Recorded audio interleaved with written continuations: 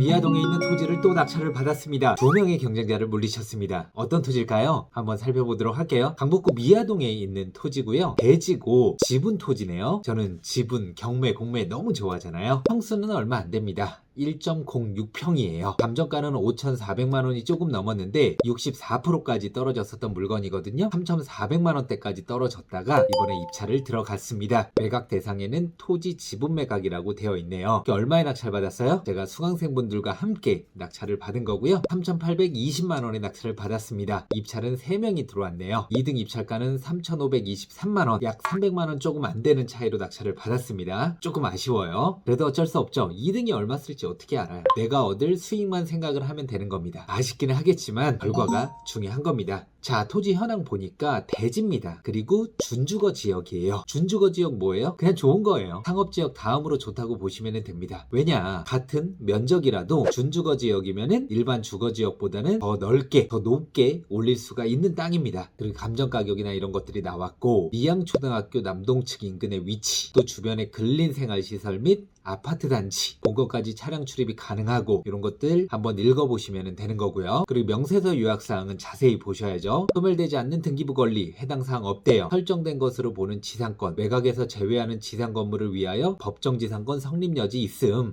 아, 이 땅 위에 어떤 건물이 있구나 라고 생각을 하시면 됩니다. 지분 매각이고 공유자 우선 매수도 있고 또 매각에서 제외되는 건물도 있고, 와, 이런 물건들을 한 번도 접하지 않으신 분들이 입찰을 하기에는 두려움, 어려움이 있을 겁니다. 하지만 아무것도 아니에요. 한 번만 배워보면, 한 번만 익히면 정말 아무것도 아닙니다. 그런데 다들 쉬운 물건들만 하려고 아파트 물건 검색하다가 막 30대1, 50대1, 100대1 경쟁률 보면 하고 싶은 마음이 없잖아요. 이런 물건은 뭐 2회나 유찰이 됐음에도 불구하고 3명밖에 안 들어왔습니다. 경쟁이 훨씬 적죠. 그렇기 때문에 기회가 많은 겁니다. 남들 다 하는 거 하지 마시고 시야를 조금만 옮겨서 소액으로 또 빠르게 수익 낼 수 있는 지분, 경매, 공매 익히신다고 하면 투자 전쟁에 있어서 새로운 무기 하나를 장착한다라고 생각을 하시면 됩니다. 그리고 현장 조사서에 의하면 점유자 전 땡땡이 토지를 임차하여 건물을 지어 순금 자원을 운영 중이라고 함. 와, 위에 고물상이 있네요. 여러분들 생각해보세요. 서울, 인천, 경기 지역에 고물상이 있는 지역들은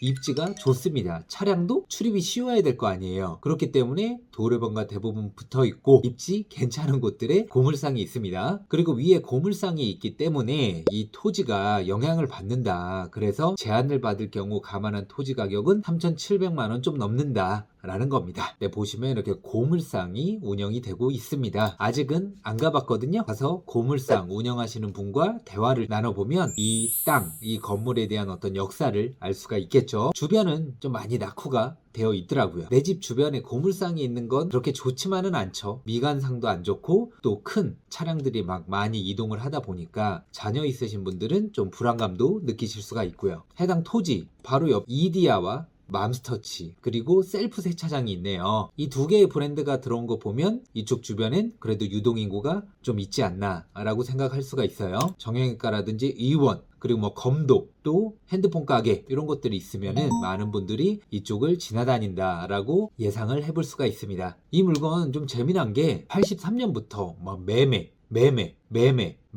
소유권이 자주 바뀌어요. 그리고 또 지분 전부 이전, 그리고 또 상속이 돼서 또 소유권이 변경되고 또 매매로 팔고, 그리고 2001년에는 또 재산 상속, 그리고 2005년도에도 또 매매, 협의 분할에 의한 뭐 상속 뭐 그런 것들, 또 2016년도에는 매매, 증여. 와우, 소유자가 굉장히 많이 바뀌었습니다. 총 소유자는 8명이 소유를 하고 있습니다. 요 황으로 되어 있는 분은 49년생, 앞에 생일이 똑같네요. 이건 왜 이래요? 매입을 했든 상속을 받았든 소유권 이전이 완료되고 그 다음에 또 다른 사람의 지분을 인수를 하거나 상속, 증여를 받았을 경우에는 이렇게 따로 나옵니다. 근데 하나라고 보시면 됩니다. 그리고 윤땡땡 이분의 지분이 나온 거예요. 울산 사시네요. 그리고 공땡땡 요분은 주민번호가 없습니다. 와우, 지분 물건에다가 법정지상권에다가 또 한 분은 주민등록번호까지 없어요. 82년인가 83년 이전에는요, 주민등록 기록 의무가 없었습니다. 그렇기 때문에 굉장히 오래전부터 소유를 하신 분이라고 생각을 하시면 돼요. 근데 여기서 또 중요한 건 오래전에 매입하신 분이기 때문에 현재 돌아가셨을 가능성도 있습니다. 그렇다면 제가 법원의 힘을 빌려서 이분의 상속자분들도 다 찾아낼 수 있어요. 그리고 그분들과 또 협의를 해야 되겠죠. 아무튼 이 물건 굉장히 여러 가지가 복합되어 있는 물건인데 저는 이런 물건들을 낙찰받아서 해결하는 것을 정말 즐깁니다. 평범한 물건은 재미가 없더라. 그렇기 때문에 자동차 같은 경우에도 그냥 새 차를 산다거나 딜러한테 사면 편하잖아요. 근데 재미가 없어. 그렇기 때문에 또 경매로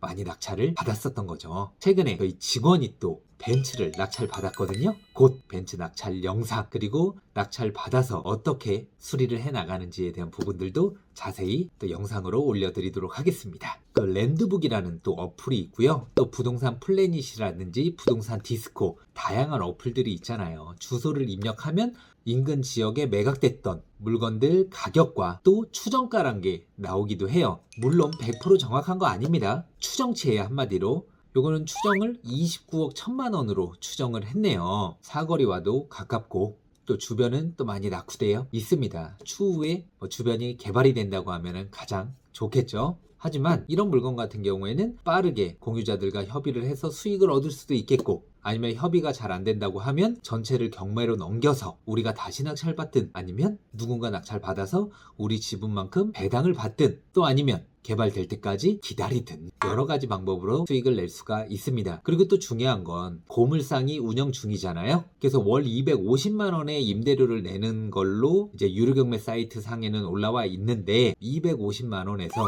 우리 지분만큼의 매달 지료를 또 받을 수가 있습니다. 물론 얼마 안 되겠죠. 그렇게 크지는 않겠지만 그 돈이 또 쌓인다고 하면은 무시 못합니다. 자, 그렇다면 29억 1천만 원으로 추정치가 되어 있는데 우리 지분만큼은 한 얼마일까요? 낙찰받은 지분의 가치는 6천만 원 이상입니다. 그런데 우리 낙찰은 얼마에 받았어요? 낙찰은 3,820만 원에 받았죠. 이 물건 앞으로 어떻게 해결이 될지 저도 굉장히 궁금해요. 그리고 현장으로 가서 이 물건에 대한 자세한 어떤 내용들 한번 파악하고 영상으로 올려보도록 하겠습니다. 아까 말씀드렸죠? 너무 쉬운 것만 하려고 하지 마세요. 그러면 경쟁이 너무 셉니다. 하지만 지분 물건, 법정지상권, 특수물건이라고 하는 이런 물건들은 경쟁은 적지만은 수익은 투자금 대비 훨씬 더 높은 수익을 낼 수가 있어요. 고정 댓글 확인하시면 지분 경매 공매 마스터 과정 또는 온라인 공매 마스터 과정 신청하실 수 있으니까요. 배워보시면 정말 큰 도움이 되실 겁니다. 다음 영상으로 뵙도록 하겠습니다. 감사합니다.